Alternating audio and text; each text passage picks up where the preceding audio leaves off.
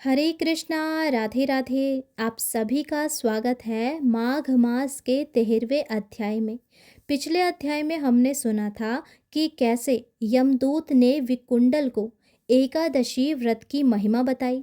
अब सुनते हैं आगे की कथा।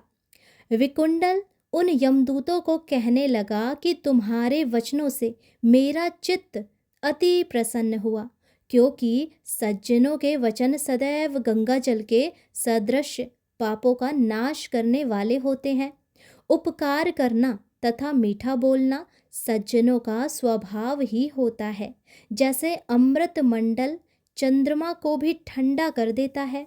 आप कृपा करके यह भी बतलाइए कि किस प्रकार मेरे भाई का नरक से उद्धार हो सकता है। यदि आपने पिछली कथाओं को सुना हो तो आपको याद होगा कि कैसे विकुंडल और उसके भाई दोनों की मृत्यु हो गई थी। एक को स्वर्ग मिला था और एक को नरक। तो अब विकुंडल को जब स्वर्ग मिला तो वो अपने भाई के उद्धार के लिए यमदूतों से बातें कर रहा है। तब दूत कुछ देर ज्ञान दृष्टि से विचार कर मित्रता रूपी रस्से से बंधा हुआ बोला कि हे वैश्य, यदि तुम अपने भाई के लिए स्वर्ग की कामना करते हो तो जल्दी ही अपने 8 जन्म के पुण्य फल को उसके निमित्त अर्पण कर दो। तब विकुंडल ने कहा कि हे दूत, वह पुण्य क्या है और मैंने कौन से जन्म में और कैसे पुण्य किए हैं, सो मुझे सब बतलाओ। फिर मैं अपना पुण्य अपने भाई को दे दूंगा ताकि इस नरक से उसकी मुक्ति हो पाए। दूत कहने लगा कि हे वैश्य, सुनो, मैं तुम्हारे पुण्य की सब कथा कहता हूँ। पूर्व समय में मधुवन में शाल्की नाम का ऋषि था। वह बड़ा तपेश्वरी, ब्रह्मा के समान तेज वाला था और नवग्रह की तरह उसकी स्त्री रेवती के 9 पुत्र थे, जिनके नाम थे ध्रुव, शशि, बुध, तार, ज्योतिमान।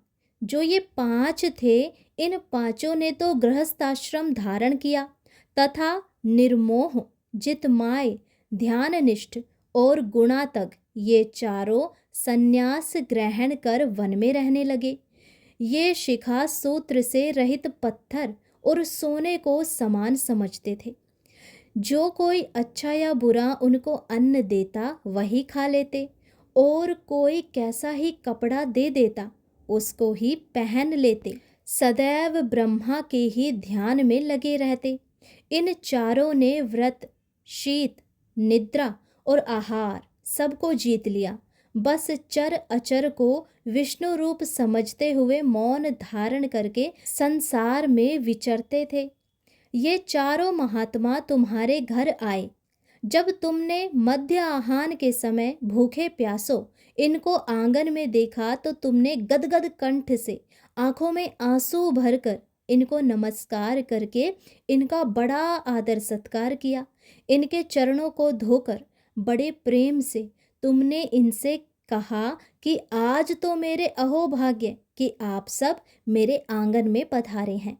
आज मेरा जन्म सफल हुआ, मुझ पर भगवान प्रसन्न हुए, मैं सनाथ हुआ। मेरे माता पिता, पत्नी, पुत्र, गौ आदि सभी धन्य हैं जो आज मैंने हरि के सदृश आपके दर्शन किए।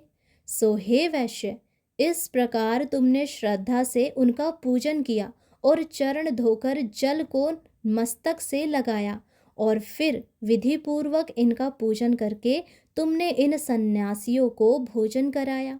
इन सन्यासियों ने भोजन करके रात को तुम्हारे घर में ही विश्राम किया और ब्रह्मा के ध्यान में लीन हो गए। इन सन्यासियों के सत्कार से जो पुण्य तुमको मिला सो मैं भी कहने में असमर्थ हूँ, क्योंकि सब भूतों में प्राणी श्रेष्ठ है। प्राणियों में बुद्धि वाले और बुद्धि वालों में मनुष्य, मनुष्यों में ब्राह्मण, विद्वानों में पुण्य आत्मा और पुण्य आत्माओं में ब्रह्म ज्ञानी सर्वश्रेष्ठ है। ऐसी ही संगति से बड़े बड़े पाप नष्ट हो जाते हैं। यह पुण्य तुमने अपने पहले 8वें जन्म में किया था। सो यदि तुम अपने भाई को नरक से मुक्त कराना चाहते हो तो ये पुण्य उसे दे दो। सो दूत के ऐसे वाक्य सुनकर उनसे प्रसन्नचित्त हो अपना पुण्य अपने भाई कुंडल को दे दिया और वह नरक से मुक्त हो गया और दोनों भाई देवताओं से पूजित किए गए। तब दूत अपने स्थान को चला गया। इस प्रकार वैश्य के पुत्र विकुंडल ने अपना पुण्य देकर अपने भाई को नरक की यातना से छुड़वाया। सो हे राजन, जो कोई इस इतिहास को पढ़ता या सुनता है वह 1000 गोदान का फल प्राप्त करता है। तो हे भक्तों, आज की ये कथा यहीं पर समाप्त हुई। कल हम अगले अध्याय में अगली कथा सुनेंगे। यदि आपको माघ मास के इस पुण्य अवसर में भगवान की कृपा चाहिए तो आप नित्य नियम से इन कथाओं को सुने। आपको कुछ नहीं करना, बस घर बैठे या काम करते हुए आप इन कथाओं को चलाकर छोड़ दें, ताकि आप भी और आपके साथ साथ आपके परिवार वाले भी इन कथाओं को सुने और पूरे घर में भगवान की कृपा बरसने लगे। हरे कृष्णा, राधे राधे।